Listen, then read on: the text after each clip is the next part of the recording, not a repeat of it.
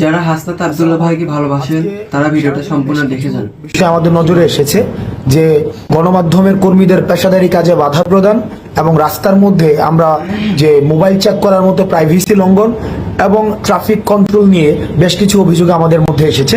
আমি প্রথমেই বলতে চাই যে আমরা নির্যাতকের পরিবর্তন চাইনি, আমরা নির্যাতনেরও পরিবর্তন চেয়েছি। আমরা যেই আমাদের মধ্যে এতদিন আমাদের দেশে যে বিদ্যমান যে সমস্যাগুলো ছিল, এই সমস্যাগুলো যারা সৃষ্টি করত, আমরা তাদের পরিবর্তন শুধুই চাইনি, বরং সমস্যাগুলোর পরিবর্তন চেয়েছি। ছাত্রলীগ যেভাবে আমাদের ফোন চেক করে দেখেছিল যে আন্দোলন সংশ্লিষ্ট কোনো ছবি আছে কিনা, এবং তারা আমাদের শিক্ষার্থীদের উপরে নির্যাতন করেছে ফোন চেক করার মধ্য দিয়ে, এবং সেটি প্রাইভেসি লঙ্ঘন হয়েছে, আমরা তখন সেই বিষয়টির প্রতিবাদ জানিয়েছি।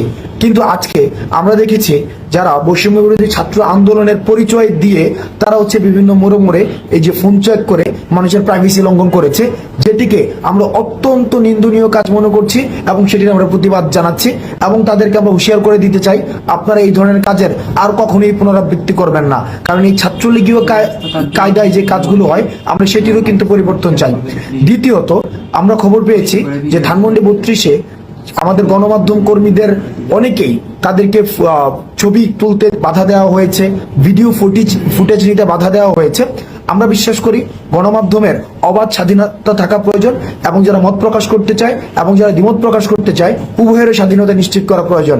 সেই জায়গা থেকে আজকে যারা ধানমন্ডি 32-এ যারা গণমাধ্যম কর্মীদেরকে তাদের পেশাদারি কাজ করতে দেননি, তাদের এই কাজের আমরা নিন্দা জানাই। গণমাধ্যম স্বাধীনতা নিশ্চিত করার জন্য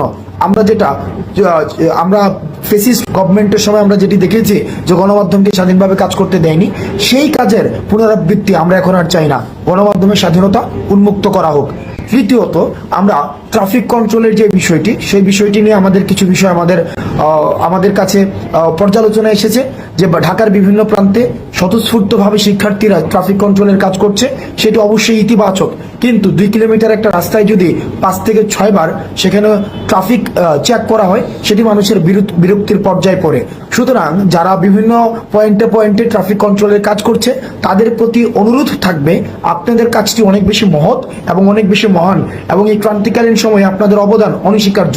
কিন্তু আপনারা নিশ্চিত করবেন আপনারা যাত্রীদের সাথে এবং ড্রাইভারদের সাথে এমন কোনো ব্যবহার করবেন না যাতে করে আমাদের বৈষম্য বিরোধী ছাত্র আন্দোলন বা আমাদের রাষ্ট্র সংস্কারের যে কাজটি শিক্ষার্থীরা স্বপ্রণোদিত হয়ে করছে সেটিকে কোনোভাবে প্রশ্নবিদ্ধ করা যায়। আমরা আমাদের রাষ্ট্র সংস্কারের কাজ অব্যাহত থাকবে এবং যতদিন না পর্যন্ত রাষ্ট্র সংস্কারের চূড়ান্ত প্রতিফলন আমরা সামনে দেখতে পাচ্ছি ততদিন পর্যন্ত এই রাষ্ট্র সংস্কারের কাজ চলবে। আপনারা ভালো থাকবেন। সালামু আলাইকুম। কথাগুলো শুনুন, কাজে দেবে ইনশাআল্লাহ। ভিডিওটা ভালো লাগলে লাইক, কমেন্ট